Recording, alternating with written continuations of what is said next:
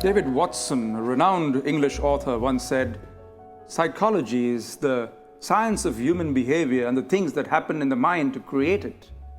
It's a subject that fascinates almost everyone because we all have notions of what is normal and what's not. That said, I think that each of us has our unique notions. But who is to say where one has to draw the line? And so, once upon a time.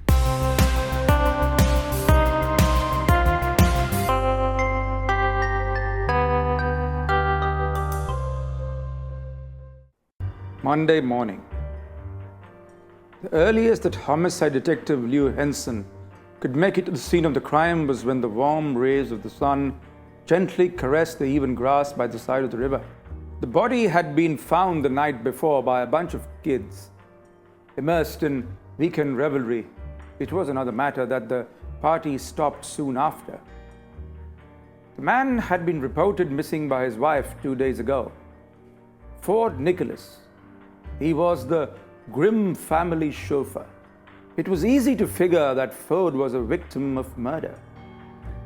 Knife and puncture wounds on his body in ample doses. But now for the question.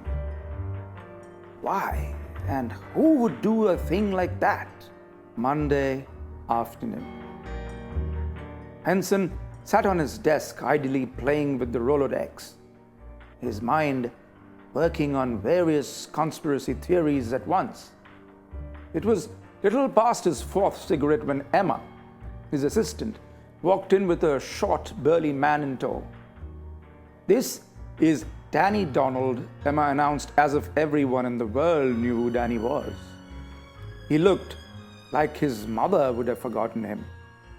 "Danny is a private detective," she added, perhaps looking at Henson's half-interested stare at the man.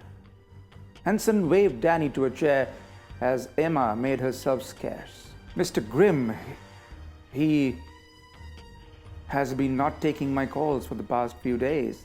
Danny sounded really mysterious, and Henson tried his best to see the mystery in that ambiguous statement.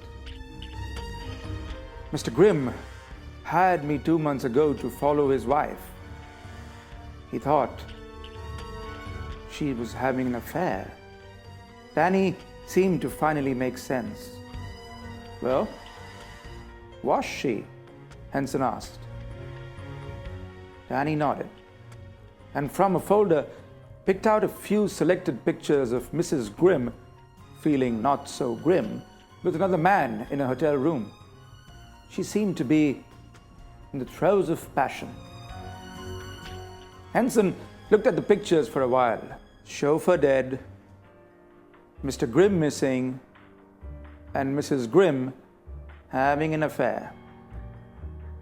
Look like things were just starting to get warmed up.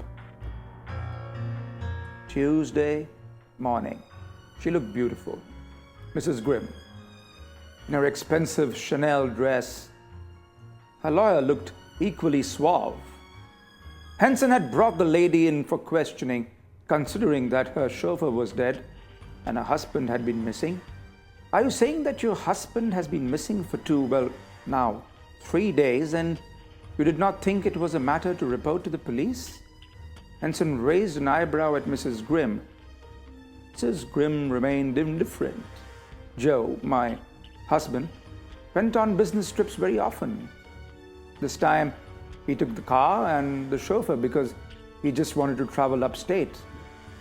My chauffeur called me the next morning that my husband had walked out of the motel room in the middle of the night and disappeared. He was just gone." Henson took a deep breath and slid the pictures of Mrs. Grimm with her hotel room buddy. "You're having an affair, Mrs. Grimm. Your chauffeur is dead and your husband is missing. What would you make of it if you were in my place?" Before Mrs. Grimm could utter another word, her lawyer stopped her. "We would rather that you be in your place than we in ours, Mr. Detective." The lawyer smiled wickedly as he said that. Henson smiled. Tuesday evening. The manhunt for Mr. Grimm began in all earnestness in the area around the motel. For Henson, it seemed clear as day. Mrs. Grimm and her lover killed the poor husband with the help of the chauffeur, and then killed the chauffeur to hide all the tracks. Yet he sighed. Finding the body of Mr. Grimm was not going to be an easy task.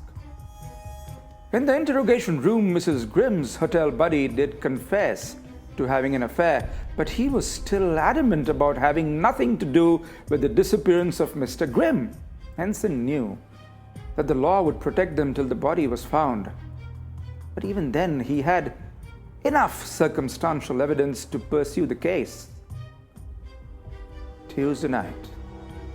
Emma, Henson's assistant, got home late to find the light was on in the house. She quickly let herself in and killed the lights. Don't ever do that, Joe. You could be found out. It will take a long time before they give up the manhunt and proclaim you dead. She scolded Mr. Grimm, and Mr. Grimm smiled and took Emma into his arms. How is it going so far?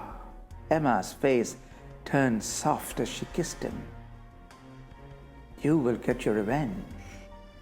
Everyone thinks that your bitch wife and a lover killed you with the help of the chauffeur.